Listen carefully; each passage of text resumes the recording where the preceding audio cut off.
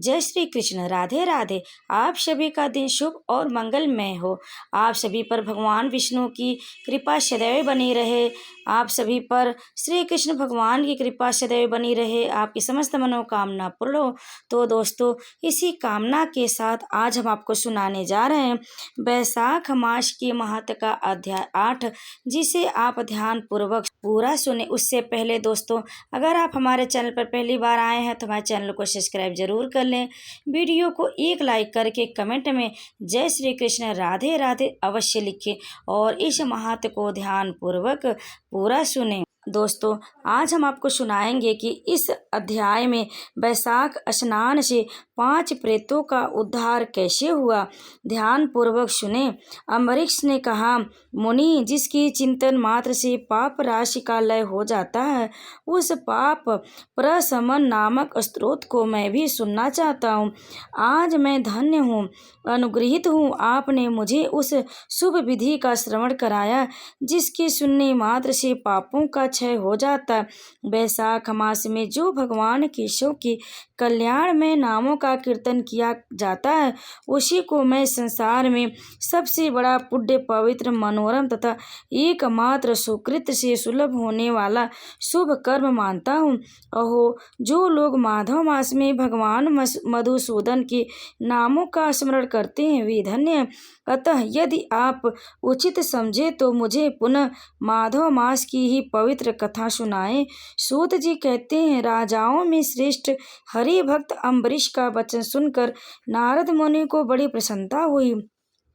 यद्यपि वे बैसाख स्नान के लिए जाने को उत्कट थे, तथापि सत्संग में आनंद आने के कारण रुक गए और राजा से बोले।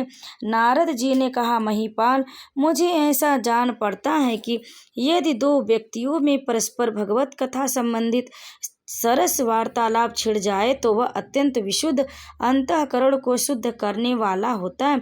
आज तुम्हारे साथ जो माधव मास में महत्व की चर्चा चल रही है, यह बैसाख स्नान की अपेक्षा अधिक पुण्य प्रदान करने वाली है, क्योंकि माधव मास के देवता भगवान श्री विष्णु हैं। अतः उनका कीर्तन भगवान का ही कीर्तन, जिनका जीवन धर्म के लिए और धर्म भगवान की प्रसन्नता के लिए तथा जो रातों दिन पुण्योपार्जन में ही लगा रहता है, उसी को इस पृथ्वी पर वैष्णव मानता हूँ। राजन, अब मैं बैसाख स्नान से होने वाले पुण्य फलों का संक्षेप में वर्णन करता हूँ। विस्तार के साथ सारा वर्णन तो मेरे पिताजी ब्रह्मा जी भी नहीं कर सकते। बैसाख में डुबकी लगाने मात्र से समस्त पाप छूट जाते हैं।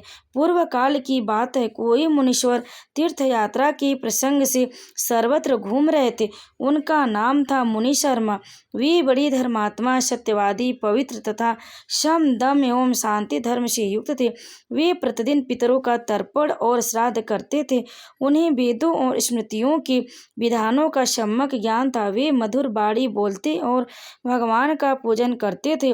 वैष्णव के संसर्ग में ही उनका समय व्यतीत होता था। वे तीनों कालों के ज्ञाता, मुनि, दयालु, अत्यंत तेजस्वी, तत्वज्ञानी और ब्राह्मण भक्त थे। बैसाख का महीना था। मुनि शर्मा स्नान के लिए नर्मदा के किनारे जा रहे थे। उसी समय उन्होंने अपने सामने 5 पुरुषों को देखा जो भारी दुर्गति में फंसे हुए थे। वे अभी अभी एक दूसरे से मिले थे। उनके शरीर का रंग काला था। वे एक बरगद की छाया में बैठे थे और अपने पापों के कारण उद्विग्न होकर चारों ओर दृष्टिपात कर रहे थे। उन्हें देखकर द्विजवर मुनि शर्मा बड़े विस्मय में पड़े और सोचने लगे, इस भयानक वन में यह मनुष्य कहाँ से आए। इनकी चेष्टा बड़ी दयनीय है, किंतु इनका आकार बड़ा भयंकर दिखाई देता है। ये पाप भागी चोर तो नहीं है।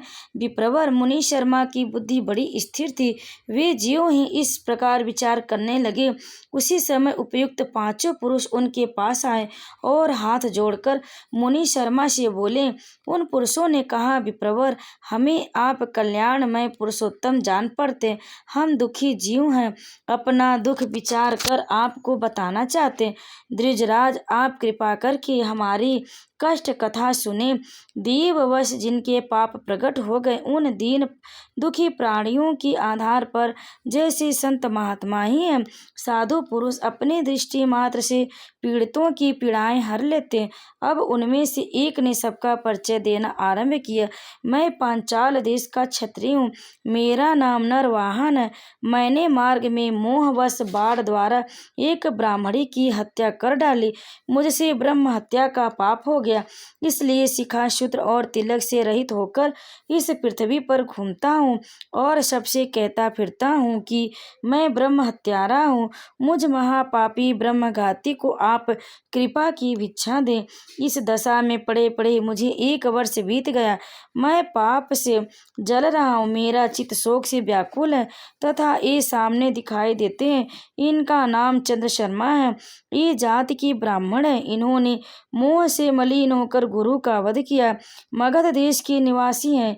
इनके स्वजनों ने इनका परित्याग कर दिया। यह भी घूमते घूमते देवात में आ पहुँचे। इनके भी न शिखा है न शूद्र है। ब्राह्मण का कोई भी चिन्ह इनके शरीर में नहीं रह गया।